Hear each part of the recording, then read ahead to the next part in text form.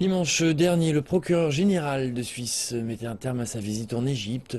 Le responsable suisse s'est entretenu avec les autorités égyptiennes, évoquant les biens du président déchu Hosni Moubarak. On estime à 600 millions de dollars la valeur des actifs de l'ex-dirigeant en territoire helvétique, une somme que l'Égypte réclame. Il y a 5 ans, en Égypte, Hosni Moubarak était renversé de son poste de président.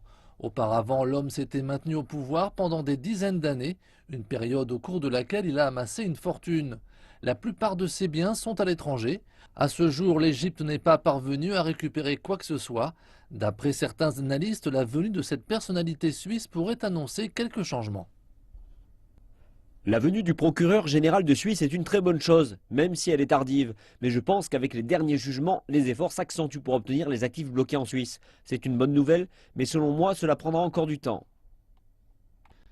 Les actifs égyptiens à l'étranger représentent plusieurs milliards de dollars et pour un gouvernement qui fait face à plusieurs difficultés d'ordre économique, ces fonds pourraient être utiles. C'est bien et important pour pouvoir récupérer l'argent.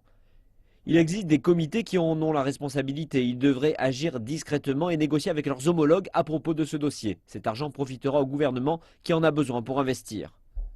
Cependant, les tribunaux européens restent dans l'attente de jugements finaux.